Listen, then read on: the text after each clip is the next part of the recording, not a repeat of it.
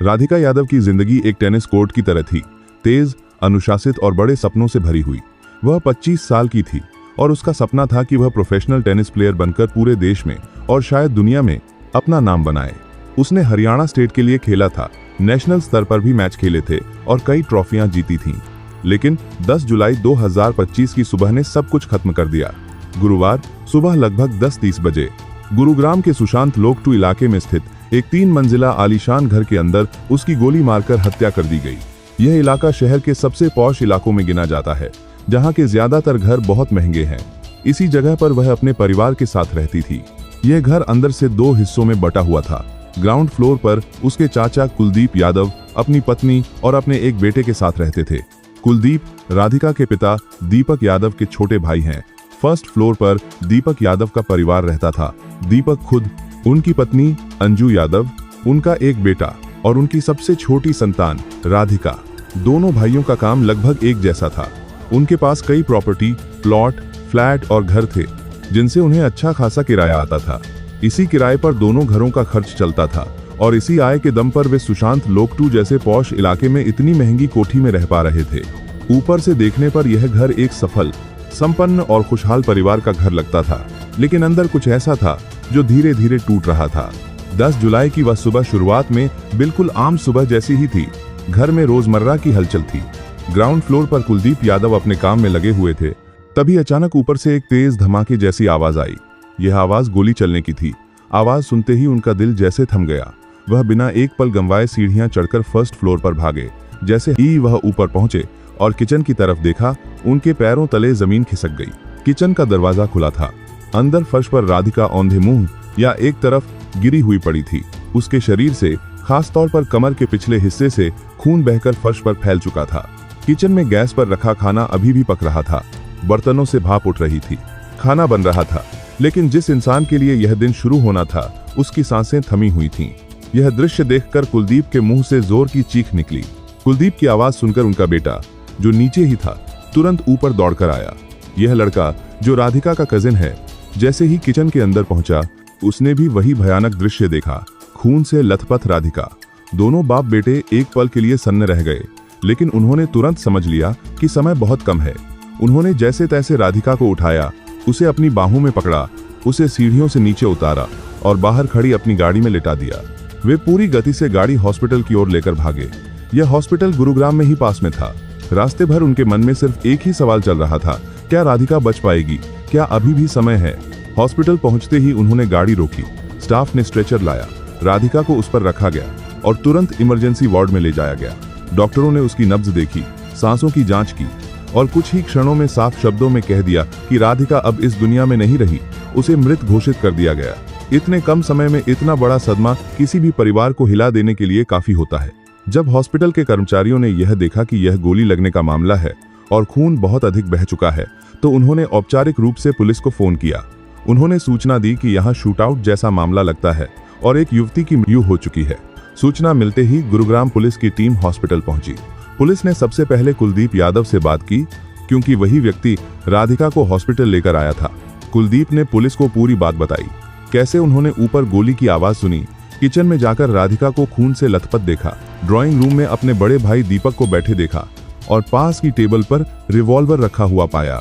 इस बयान के बाद पुलिस को लगा कि असली घटना स्थल तो घर ही है। इसलिए पुलिस की दूसरी टीम तुरंत सुशांत लोकटू स्थित उस घर की तरफ निकल गई। जब पुलिस वहां पहुंची तो घर का मुख्य दरवाजा खुला मिला। अंदर पुलिस को वही दृश्य दिखा जिसका वर्णन कुलदीप ने किया था। किचन में फर्श पर खून फैला हुआ था। दीवारों पर भी कुछ छींटे थे। गैस पर रखा खाना अभी भी पक रहा था। यानी जिस समय गोली चली, उस समय घर में सामान्य घरेलू काम चल रहे थे। घर के अंदर दूसरे कमरे में राधिका की मां अंजू यादव बुखार से पीड़ित हालत में लेटी हुई थी। उनकी तबीयत ठीक नहीं थी, इसलिए वे अपने कमरे से बाहर नहीं आई थी। ड्राइंग रूम में सोफे पर राधिका के पिता दीपक यादव बैठे हुए मिले। वे चुपचाप बैठे थे। पुलिस ने तुरंत घर को सुरक्षा घेरे में लिया, रिवॉल्वर को अपने कब्जे में लिया और पूछताछ शुरू कर दी। पुलिस ने दीपक से सीधे सवाल पूछा, राधिका को किसने गोली मारी? इस सवाल के जवाब में दीपक यादव ने अपना सिर झुका लिया और बिना किसी घुमाव के कहा कि अपनी बेटी को गोली उन्होंने ही मारी है। यह सुनकर वहां मौजूद हर किसी के लिए यह बात हजम करना मुश्किल था कि एक बाप अपने ही हाथों अपनी बेटी की जान ले सकता है। पुलिस ने उनके सामने रखे रिवॉल्वर को चेक किया। यह दीपक तक का अपना लाइसेंसी रिवॉल्वर था। उसमें से 5 खोखे निकले, यानी 5 बार गोली चलाई गई थी। रिवॉल्वर में एक जिंदा कारतूस अभी भी बचा हुआ था। बाद में पोस्टमार्टम और शुरुआती जांच से यह बात सामने आई कि राधिका के शरीर पर 4 गोलियां लगी थीं और एक गोली फायर तो हुई, लेकिन शायद लक्ष्य से हट गई। घर में ही शुरुआती पूछताछ के दौरान दीपक यादव ने जो बयान दिया वही आगे चलकर एफआईआर में दर्ज हुआ। उन्होंने पुलिस के सामने यह कहानी रखी कि उनकी बेटी राधिका एक टेनिस प्लेयर थी जो नेशनल स्तर पर खेल चुकी थी और कई ट्रॉफियां जीतकर लाई थी, लेकिन कुछ समय पहले उसके कंधे में चोट लग गई, जिसकी वजह से उसे अपना सक्रिय खेल करियर छोड़ना पड़ा। खेलने की बजाय उसने बच्चों को टेनिस सिखाने के लिए अपनी एकेडमी शुरू की थी, जहां वह कोचिंग देती थी। दीपक ने यह भी कहा कि जब वह गांव वजीराबाद दूध लेने जाते थे तो वहां के लोग उन्हें ताने मारते थे। वे कहते थे कि वह अपनी बेटी की कमाई पर जी रहे हैं और उसकी कमाई खा रहे हैं। कुछ लोग राधिका के चरित्र पर भी टिप्पणी करते थे और उसकी इज्जत पर शक करते थे। इन बातों से दीपक के अनुसार वे बहुत मानसिक तनाव में रहने लगे थे। उन्होंने बताया कि उन्होंने कई बार राधिका से कहा था कि वह अपनी टेनिस एकेडमी बंद कर दे, लेकिन राधिका इसके लिए तैयार नहीं हुई। उसे अपनी एकेडमी और अपने काम से लगाव था, इसीलिए उसने इसे बंद करने से साफ मना कर दिया। दीपक का कहना था कि यही चीज उनके दिमाग में लगातार घूमती रही। उन्हें लगता था कि लोग उनके मान सम्मान पर हमला कर रहे हैं और उन्हें बेटी की कमाई खाने वाला कहकर ताना मार रहे हैं। इसी टेंशन और गुस्से में एक दिन उन्होंने अपना लाइसेंसी रिवॉल्वर निकाल लिया। 10 जुलाई की सुबह जब राधिका किचन में खड़ी होकर खाना बना रही थी, तब दीपक उसके पीछे गए और पीछे से उसकी कमर के पास 3 गोलियां दाग दी। उनके अनुसार उसी गोलीबारी में उनकी बेटी की मौत हुई और उसने अपनी ही बेटी की हत्या कर दी। दीपक की यह बात एफआईआर में दर्ज कर ली गई। हालांकि एफआईआर एक जरूरी कानूनी दस्तावेज है, लेकिन यह अंतिम सच नहीं मानी जाती। आगे चलकर कोर्ट में गवाही, सबूत और क्रॉस एग्जामिनेशन के आधार पर ही सच और झूठ का फैसला होना होता है। पुलिस ने सिर्फ दीपक का पक्ष नहीं सुना, बल्कि उसके भाई कुलदीप यादव का बयान भी दर्ज किया। कुलदीप ने अपने बयान में कहा कि जब वह ऊपर पहुंचे तब घर में सिर्फ 3 लोग मौजूद थे, राधिका, उसकी मां अंजू और उसके पिता दीपक। अंजू अपने कमरे में बुखार की वजह से लेटी हुई थी, दीपक ड्राइंग रूम में बैठे थे और राधिका किचन में खून से लथपथ पड़ी हुई थी। कुलदीप के अनुसार उस समय घर में कोई बाहरी व्यक्ति नहीं था। इससे यह साफ इशारा मिलता है कि गोली चलने के समय अगर किसी ने राधिका पर फायर किया तो वह घर के अंदर के लोगों में से ही कोई था। यही से एक बड़ा सवाल खड़ा होता है, क्या वाकई एक ऐसा पिता जिसने अपनी बेटी के करियर के लिए 18 साल तक लगातार मेहनत की, वही पिता उसे 5 गोलियां मार सकता है? यह वही दीपक थे जो तब से राधिका के साथ थे जब वह 7 साल की छोटी बच्ची थी और जिसने उसके लिए टेनिस की ट्रेनिंग शुरू करवाई थी। वह उसे अलग अलग टेनिस एकेडमी में ले जाते रहे। जैसे जैसे राधिका बड़ी होती गई, उसे दिल्ली और आसपास के क्षेत्रों में अलग अलग फिटनेस सेंटर, जिम और ट्रेनिंग सुविधाओं में ले जाते रहे। राधिका को मैथ से डर लगता था तो उसे डॉक्टरों के पास भी ले जाया गया ताकि उसका यह डर दूर हो सके। उनकी दिनचर्या यह थी कि वह सुबह 4:30 बजे उठते, अपनी बेटी को लेकर ग्राउंड जाते, वहां उसकी प्रैक्टिस करवाते, फिर सुबह 8-9 बजे तक घर लौटते और इसके बाद उसे जिम ले जाते ताकि उसकी फिटनेस बनी रहे। जब जब टेनिस के टूर्नामेंट होते, दीपक खुद उसके साथ ट्रैवल करते, देश के अलग अलग शहरों में गए। यह सब दिखाता है कि टेनिस जैसे महंगे खेल की सारी जिम्मेदारी पिता ने उठाई थी। घर में बेटा भी था, लेकिन राधिका से उन्हें बेहद लगाव था। वह उसकी जिंदगी का केंद्र थी। इसके बाद उन तानों की सच्चाई पर सवाल उठना शुरू हुआ, जिनका जिक्र दीपक ने अपने बयान में किया था। उन्होंने कहा था कि गांव वाले उन्हें बेटी की कमाई खाने वाला कहकर ताना मारते हैं और सोशल मीडिया तथा राधिका के काम को लेकर बात करते हैं। लेकिन जब राधिका की सोशल मीडिया एक्टिविटी की पड़ताल की गई तो तस्वीर कुछ और ही निकली। 1 साल पुराना एक म्यूजिक एल्बम सामने आया जिसमें राधिका एक गाने में दिखाई देती है। इस एल्बम में वह एक सीन में बाइक पर बैठी हुई नजर आती है। कुछ शॉट्स में उसका सिंगल क्लोजअप भी है, लेकिन उस पूरे गाने में न तो कोई अश्लीलता है और न ही उसने ऐसे कपड़े पहने हैं जिन पर किसी को आपत्ति हो। उसके कपड़े बिल्कुल सामान्य और शालीन हैं। अगर गांव के लोग किसी बात पर ताना मारते तो शायद वे टेनिस की ड्रेस पर बोलते, क्योंकि टेनिस में प्लेयर्स अक्सर शॉर्ट्स पहनते हैं ताकि खेल में आसानी और स्ट्रेचिंग हो सके। लेकिन उस पर तो कोई बात नहीं हुई थी। फिर 1 साल पुराने म्यूजिक एल्बम को अचानक इतनी बड़ी समस्या कैसे बना दिया गया? दूसरी बात सोशल मीडिया को लेकर कही गई। जब उसके इंस्टाग्राम अकाउंट को देखा गया तो पता चला कि उस पर सिर्फ 67 से 70 के बीच फॉलोअर्स हैं और वह अकाउंट प्राइवेट है। इसका मतलब यह है कि कोई भी बाहर वाला व्यक्ति जब तक राधिका खुद उसे फॉलो बैक न करे या रिक्वेस्ट स्वीकार न करे, उसकी पोस्ट देख ही नहीं सकता था। उसके इन फॉलोअर्स में भी 4-5 ही पुरुष थे जो उसके बेहद करीबी और भरोसेमंद लोग थे। उसने अब तक अपने अकाउंट पर कुल मिलाकर लगभग 10-12 ही रील्स डाली थी।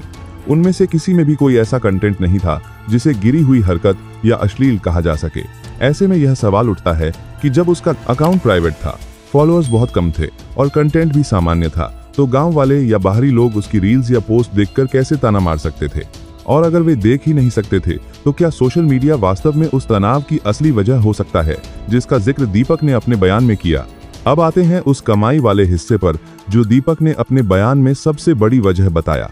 वह कहते हैं कि लोग उन्हें यह कहकर ताना मारते थे कि वह अपनी बेटी की कमाई पर जी रहे हैं, लेकिन अगर राधिका की वास्तविक आर्थिक स्थिति देखी जाए तो तस्वीर कुछ और दिखाई देती है। राधिका एक प्रोफेशनल टेनिस प्लेयर थी, लेकिन उसकी रैंकिंग 100 से ऊपर चल रही थी और उसने किसी ऐसे बड़े टूर्नामेंट में जीत हासिल नहीं की थी जिसमें बहुत ज्यादा इनामी राशि मिलती हो। वह हरियाणा स्टेट के लिए खेलती थी, नेशनल लेवल के मुकाबलों में हिस्सा लेती थी, लेकिन इन स्तरों पर आमतौर पर खर्चा ज्यादा होता है और कमाई बहुत कम। खिलाड़ियों को ट्रैवल करना पड़ता है, दूसरे शहरों में रुकना पड़ता है, खाना पीना, ट्रेनिंग सब कुछ परिवार ही उठाता है। यानी जितना पैसा लगाया जाता है उससे कहीं कम वापस आता है। रही बात टेनिस एकेडमी की, तो यह एकेडमी भी अभी नई शुरू हुई थी। इसे गुरुग्राम में इसी साल मई के महीने में खोला गया था। कुछ बच्चे वहां आ रहे थे, लेकिन इतनी बड़ी कमाई अभी उस एकेडमी से नहीं हो रही थी कि पूरा घर उसी पर निर्भर हो। उससे पहले राधिका लगभग 2 साल तक एक दूसरी एकेडमी में कोच के रूप में काम करती रही थी। यह सब इसलिए हुआ क्योंकि 2 साल पहले उसे कंधे में चोट यानी शोल्डर इंजरी हो गई थी। एक स्पोर्ट्स पर्सन के लिए ऐसी चोट करियर के लिए बड़ी चुनौती होती है। चोट के बाद उसने खुद को कोर्ट से थोड़ा दूर कर लिया और कोचिंग की तरफ ध्यान देना शुरू किया। बच्चों को टेनिस सिखाना ही उसका पेशा बन गया। उसके पिता दीपक ने ही उसका यह सपना आगे बढ़ाने के लिए मई में उसकी खुद की एकेडमी खोल दी। एकेडमी खोलने में जगह, रैकेट, कोचिंग सेटअप सब पर काफी खर्च हुआ। ऐसे में यह कहना कि बेटी की कमाई से घर चलता है हकीकत से बहुत दूर लगता है। सच्चाई यह थी कि घर वास्तव में उन प्रॉपर्टीज के किराए से चल रहा था जो दीपक और उनके भाई के नाम पर थीं। उनके पास कई फ्लैट, प्लॉट और मकान थे जिनसे उन्हें हर महीने अच्छा किराया मिलता था। राधिका की टेनिस से और उसकी एकेडमी से आने वाली रकम अगर आती भी थी तो बहुत कम और शुरुआती स्तर की थी। ऐसे में यह बात समझ से बाहर है कि कोई गांव वाला या रिश्तेदार ये जानते हुए कि पूरा बिजनेस और पैसा प्रॉपर्टी से आता है, क्यों बार बार ये ताना मारेगा कि तुम बेटी की कमाई खा रहे हो? यहाँ से यह सवाल उठना स्वाभाविक है कि कहीं दीपक ने अपने बयान में जो वजहें बताईं वे या तो आधी अधूरी हैं या फिर असली कारण कुछ और है जिसे अभी तक सामने नहीं लाया गया। इसी बीच यह तथ्य भी सामने आया कि गुरुग्राम पुलिस की तरफ से आधिकारिक तौर पर यह कहा गया था कि इस मामले में किसी प्रकार का लव एंगल नहीं मिला है और न ही इसे ऑनर किलिंग का मामला माना गया है। यानी अभी तक पुलिस के रिकॉर्ड में यह मामला बाहरी प्रेम संबंध या परिवार की इज्जत की रक्षा के नाम पर किए गए हत्या जैसा नहीं दिखता। इसके बावजूद कई लोगों के मन में यह सवाल बना हुआ है कि क्या सचमुच सिर्फ कुछ तानों की वजह से एक बाप इतना बड़ा कदम उठा सकता है या इसके पीछे कोई और गहरा कारण छुपा है। कहानी में एक और महत्वपूर्ण किरदार आता है अजय यादव। वह राधिका के टेनिस कोच रह चुके हैं। उन्होंने 2020 के दूसरे हिस्से से जब कोरोना का समय चल रहा था लगभग 1.5 से 2 साल तक राधिका को कोचिंग दी थी। वह एक प्रोफेशनल टेनिस कोच हैं और फिलहाल दुबई में रह रहे हैं जहां उन्होंने अपना बेस बना लिया है। राधिका उन्हें भाई की तरह मानती थी। वह उन्हें भैया कहकर संबोधित करती थी और दोनों के बीच फोन और मैसेज पर अक्सर बातचीत होती रहती थी। जब मई में उसकी एकेडमी खुली तो राधिका ने खुद अजय को यह बात बताई और उनसे कहा कि अगर कोई बच्चा टेनिस सीखना चाहे तो वह उसे उसकी एकेडमी की तरफ रेफर कर सकते हैं। अजय का राधिका के घर आना जाना भी रहा था। कई टूर्नामेंट्स में वह बतौर कोच उसके साथ गए थे। कुछ मौकों पर तो वह खुद उसके माता पिता के साथ मिलकर उसे टूर्नामेंट में ले गए, जैसे कि बेंगलुरु वाले टूर्नामेंट की बात की जाती है। अजय के नजरिए से दीपक और राधिका के बीच का रिश्ता हमेशा एक समर्पित पिता और मेहनती बेटी जैसा ही दिखता था। उन्होंने देखा कि कैसे दीपक हर सुबह उसके साथ ग्राउंड जाते, उसकी प्रैक्टिस पर नजर रखते, जिम तक साथ रहते। यही वजह थी कि अजय के लिए यह बात मानना बहुत मुश्किल था कि सिर्फ कुछ तानों और सोशल मीडिया या कमाई जैसी बातों की वजह से कोई पिता इतना खतरनाक कदम उठा सकता है और अपनी बेटी को 4 गोलियों से भून सकता है। कुछ चैट्स और बातचीत में यह भी सामने आया कि राधिका अपनी फैमिली के कुछ नियमों और पाबंदियों से परेशान रहती थी। वह यह कहती थी कि उस पर बहुत ज्यादा रेस्ट्रिक्शन लगाए जाते हैं और वह मानसिक रूप से फ्रस्ट्रेटेड महसूस करती है। कभी कभी वह इस हद तक परेशान हो जाती थी कि कहती थी कि वह कुछ समय के लिए देश से बाहर जाना चाहती है। इसी संदर्भ में अजय ने उसे सलाह दी थी कि वह 2-3 महीने के लिए बाहर किसी ऐसे प्रोग्राम में जाए जो टेनिस से जुड़ा हो, जहां वह ट्रेनिंग ले सके या किसी कोर्स में हिस्सा ले सके। इसके लिए चीन, दुबई और ऑस्ट्रेलिया जैसे देशों का जिक्र आया। बात चीन जाने पर लगभग तय भी हो गई थी, लेकिन बाद में एक चैट में राधिका ने यह लिखा कि शायद उसके पिता इसके लिए तैयार नहीं हैं। यह भी एक तथ्य के रूप में सामने आया जो उनके रिश्ते में तनाव और नियंत्रण की एक और परत दिखाता है। अब सबसे बड़ा सवाल वही है जो शुरुआत से टंगा हुआ है। 10 जुलाई 2025 की उस सुबह गुरुग्राम के सुशांत लोक 2 के इस घर के फर्स्ट फ्लोर पर किचन के अंदर आखिर क्या हुआ था। उस समय घर में जो 3 लोग मौजूद थे, राधिका, उसके पिता दीपक और मां अंजू, वही इस राज्य को सबसे अच्छी तरह जान सकते हैं। लेकिन राधिका अब नहीं रही। अंजू, जो घटना के समय बुखार की वजह से अपने कमरे में थी, पुलिस स्टेशन तो गईं, लेकिन उन्होंने लिखित या मौखिक स्टेटमेंट देने से इनकार कर दिया।